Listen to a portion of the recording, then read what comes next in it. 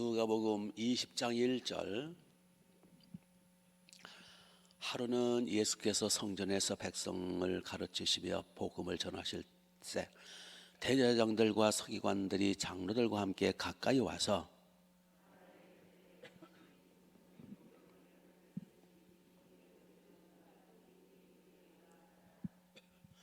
대답하여 이르시되 나도 한 말을 너에게 물으려니 내게 말하라. 요한의 세례가 하늘로부터냐 사람으로부터냐?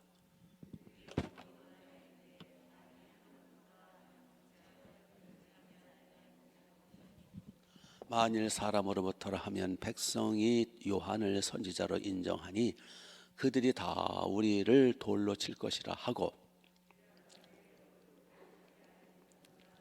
같이 예수께서 이르시되 나도 무슨 권위로 이런 일을 하는지 너에게 이르지 아니하리라 하시니라. 아멘. 아멘.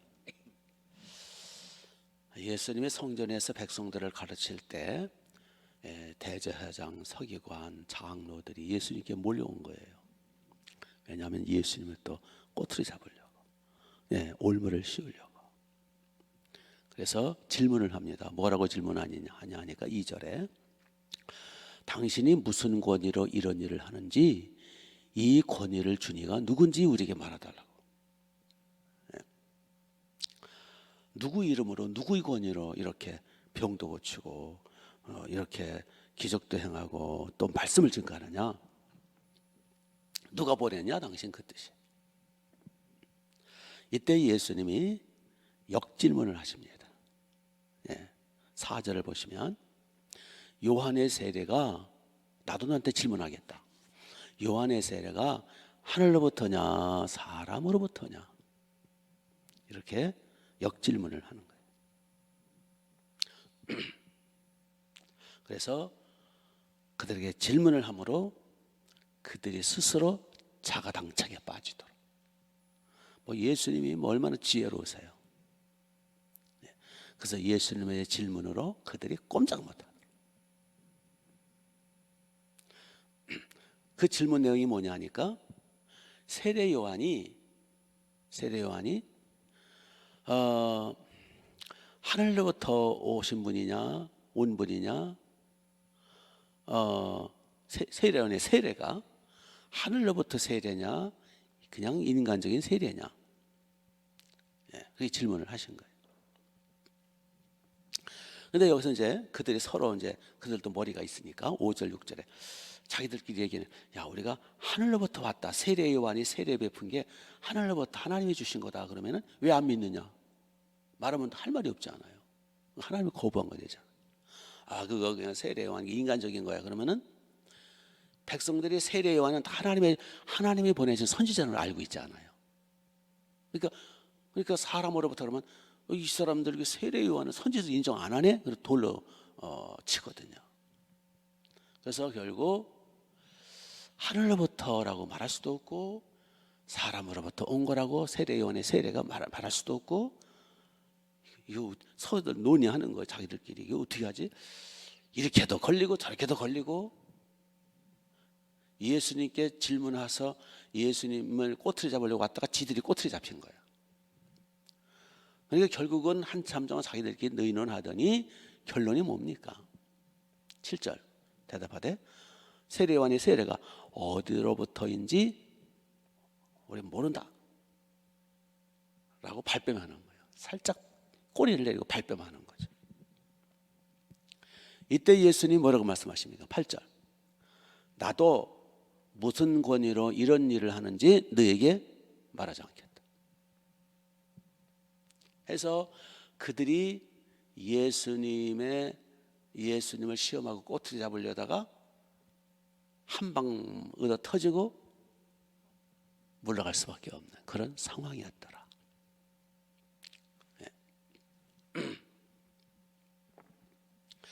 우리는 여기서 몇 가지 진리를 배울 수 있어요. 예수님은 질문 같지 않은 질문에는 대답하지 않으세요. 나도 모른다, 나도 얘기하지 않겠다. 말 같지 않은 말에는 응대하지 않습니다.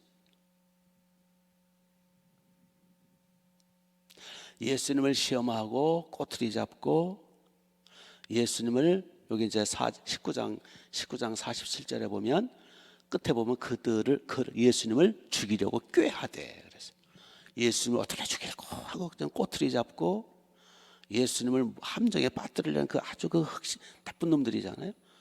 그러한 꼬투리 잡으려는 시험하려고 하는 그러한 이상한 질문에는 답변 안 하십니다. 동기가 중요해요. 진짜 순수한 마음으로 질문하면 주님 왜 답변 안 하시겠어요? 그래서 너희 하나님을 시험하지 말라 그랬잖아요. 그런 하나님을 시험한다든지 뭐核심이 잘못된 질문은 답변 안 하세요. 오늘날도 마찬가지예요. 답변할 가치가 없는 질문엔 답변 안 하세요. 주님은 일일이 가짜는 질문에 일일이 답변하지 않았어요. 우리도 수많은 질문을 받잖아요. 하나님 보여라. 뭐 또 교회 나가면 떡을 주냐 밥을 주냐 뭐 별 질문을 다 있어요. 지옥 봤어? 가봤어? 천국 가봤어? 지옥 가봤으면 가는 날로 끝날이지 뭘 가봐. 일일이 우리도 답변할 필요가 없고 변명할 필요가 없고 자기 합리화할 필요가 없더라. 우리도 당당하게 질문 같지 않은 질문에는 답변하지 마세요. 좀 당당해지자 그겁니다. 교만하자는 얘기가 아니라 비굴하지 말자 그거예요. 왜 내가 변명을 해야 돼? 왜 내가 당신에게 그 말을 해야 돼? 나 말 안 할 거야. 교만하면 안 되지만 가짜는 질문에는 답변하지 마세요. 아멘. 이 성경에서요, 우리 하나님, 우리 주님 굉장히 당당한 걸 볼 수 있어요. 얘들아, 나 좀 믿어다오.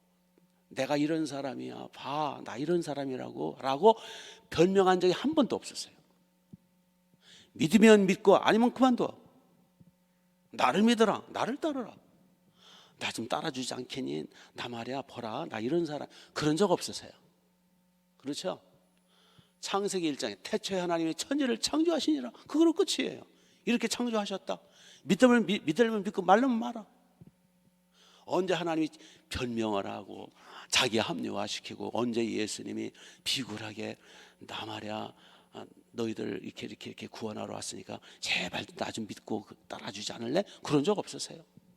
나를 따르라. 그럴 끝이에요. 안 따르면 그만둬 그러면. 그래서 우리도 교만하면 안 되되 가짜는 질문에는 답변하지 마시라.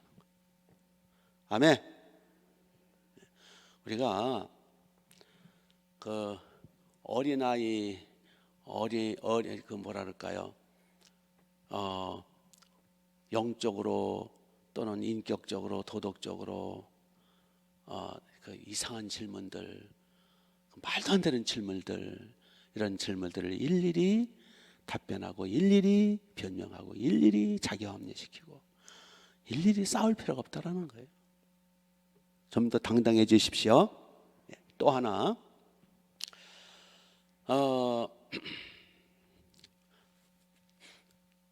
왜 이들이 끝까지 예수님을 달라붙어가지고 계속 오늘도 예수님 꼬투리 잡아서 죽이려고 왜 이렇게 예수님을 못 살게 구는지, 그렇죠? 안 믿으려면 그만두든지.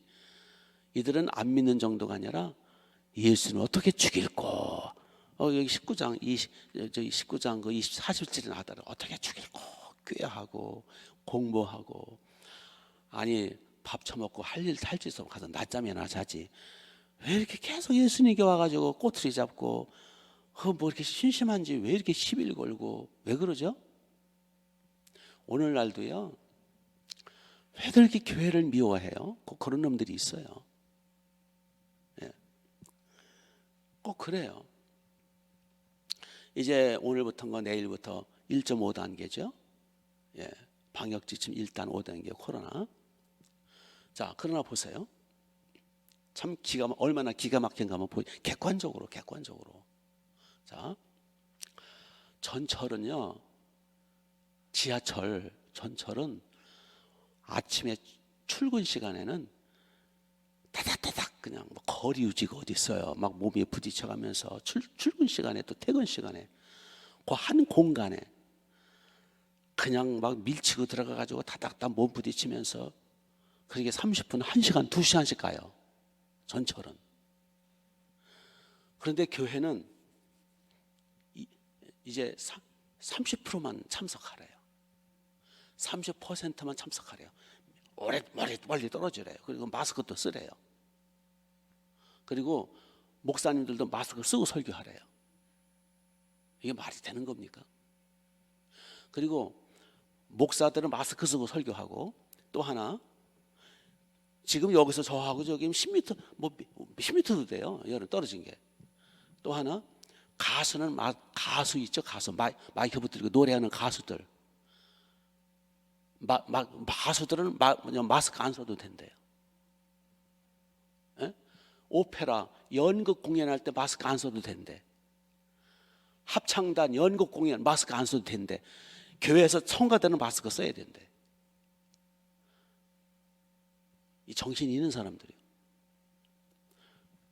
그래서 이제 지난번 이제 1.5단계 2단계 때 2단계는 여의도 승복 거기 10,000명이 좌석이 10,000석이 넘잖아요. 20명만 앉았어. 20명. 무조건 20명만 앉으래요. 아니 먼저 번에 뭐 7월달 8월달에 2단계 있었잖아요. 무조건 20명이야. 전철은 다닥다닥. 교회는 만석이든 뭐 개척교회든 20명만. 이게 꼴통들 아니에요? 한번 생각을 해보시라고요. 머리가 있으면. 그냥 그런 것보다 하고 지나가지 말고 좀 머리가 있으면 생각을 해보시라고요. 이 정부가 얼마나 이상한 짓거리를 하는가. 예, 분노가 안 내려나요? 그래서 교회에서는 1절 식사 못하게 하고, 1.5단계부터는 식사, 하여튼 무조건 교회는 안 돼. 식사 안 되고, 모이는 거 안 되고, 정규 예배도 20명은 참석하고, 다른 모임 1절 금지. 그런데 국무회의니 자기들끼리 마음대로 모여요. 정부 동사무소를 비롯해 자기들은 마음대로 모이고. 그래서 무슨 현상이 벌어졌냐면요, 성가대원들이 교회에서는 식사하면 안 되니까 또 벌금 때리니까 뭐 몇십만에서 막 300만까지 벌금을 때리니까 우리 교회에서는 안 되니까 어느 교회들 개척 하여튼 교회들마다 큰 교회도 마찬가지고 교회 앞뒤로 다 음식점이잖아요. 그러니까 성가대원들이 어디서 모이냐면 교회에 붙어있는 음식점에서 모여요. 교회에서는 못 모이고, 교회에서 모이면 그 식사 못하고 못 모이게 돼 있으니까. 그러니까 이거는 비상식적이고 비합리적이고 이거는 꼴통들이고, 도대체 이 사람들이 어린애도 아니고 왜 이렇게 온고집 부리고 교회를 미워가지고, 교회가 미워가지고 교회 길들이게 하느라고. 뭐가 더 이렇게 나왔죠? 하여튼 성도들이 착하다 이건 바보들이야. 양은 맞는데 바보 양들이야. 들고 일어나야 되는데 다 조용해. 바보 멍청이들이에요. 하여튼 이 흑심 뻔하잖아요. 흑심. 지금 바리새인이나 이 장로들이나 서기관들이요, 어떻게 하면 이 예수님을 꼬투리 잡아가지고 걸고 넘어져가지고 죽일까? 그거 가지고 지금 이 예수님을 괴롭히는 거예요. 왜 이렇게 흑심이 있을까? 미운 털에 박혀서 예수님. 그 당시 당국자들, 대제사장들, 제사장들에게 미운 털이 박혔어요. 자기들한테 굴복을 안 한다는 거예요. 자기들과 상의를 안 한다는 거예요. 자기들을 향해서 대적한다는 거예요. 그러니까 미운 털에 박혀가지고, 저거 우리 기득권 우리의 이게 굴복을 안 해? 예수 죽여.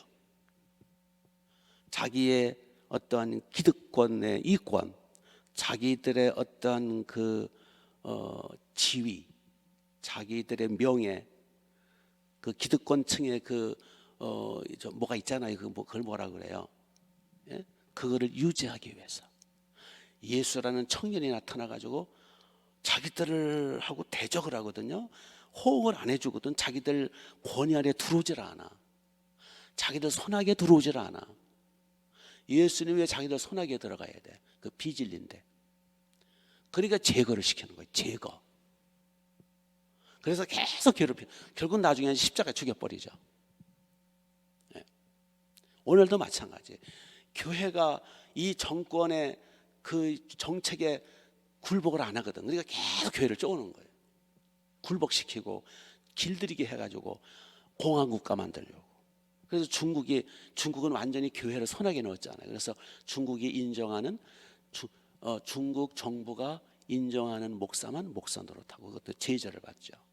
그러니까 참된 기독교가 아니에요. 중국의 정부에서 인정하는 삼자교회는 교회가 아니에요. 정부에서 세운 날라리 목사죠. 가짜 목사죠. 그러니까 중국의 목사들은 일종의 공산당 공무원이랑 똑같아요. 그러니까 바른 말을 못하죠. 그냥 공산당이 나오는 지침대로 설교해야 되고. 그게 무슨 교회예요? 그러니까 이제 지하교회들, 가정교회 이런 교회들은 막 십자가 때려 부수고 불태우고 그 후배성, 코로나 시작한 그 성이 뭐라 그래요 거기? 거기에 막 그 샘플로다가 교회를 다 때려 부쉈잖아요. 그게 신문에 보도됐잖아요. 그러니까 그 성에 하나님이 징계하셔가지고 코로나가 거기서 퍼지게 하셨잖아요. 이거 완전히 그래서 신앙의 자유가 없는 거죠 한마디로. 북한에도 교회 두 개 있죠. 봉숙교회하고 또 하나 무슨 교회. 제가 한번 갔었잖아요. 봉숙교회. 거기 완전히 그냥 그 진짜 교인들 아니에요. 그냥 쇼. 공산당 일당들이 이제 수당에 주겠죠. 나와서 앉아서 일부러 아멘, 할렐루야. 그 쇼 부리는 거죠. 진정한 크리스찬이 아니죠. 보여주기식. 우리 북조선에도 종교 자유가 있습니다라는 거 보여주기 위한. 이게 종교 자유가 없는 거잖아요. 그래서 우리는 종교 자유를 원하는 거예요. 그리고 우리가 교회가 특권 달라는 것도 아니라 똑같이 취급해 달라는 거예요. 식당과 똑같이 식당이 모여서 식사하면 교회도 식사할 수 허용해주고, 전철관이나 예식장이나 공무원들 자기 무슨 수련회 일할 때 와글로 교회들은 똑같이 해달라는 거예요. 교회를 향해서 우리가 특별히 요구하는 거 아니에요. 근데 그거를 안 한다는 거죠. 교회는 옥존다는 거죠. 제가 길들이게 한다는 거죠. 그렇게 해서 예수 믿는 맨날 회개나 하고 맨날 기도만 하고 바보가 돼버려서 다들 교인들이 예수님처럼 당당해지자는 거예요.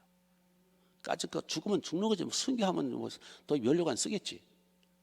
이렇게 비굴해지지 말자는 거예요. 좀 당당하고 할 말은 하고 교만하면 안 되죠. 그러나 예수님이 얼마나 당당하십니까? 딱 나도 말하지 않겠다. 그리고 당당히 그냥 십자가에 죽으시잖아요. 절대 그들에게 비진리에 굴복해서는 안 돼요. 불법과 불의와 비진리에 우리 굴복해서는 안 돼요. 겸손하되 당당한. 아멘.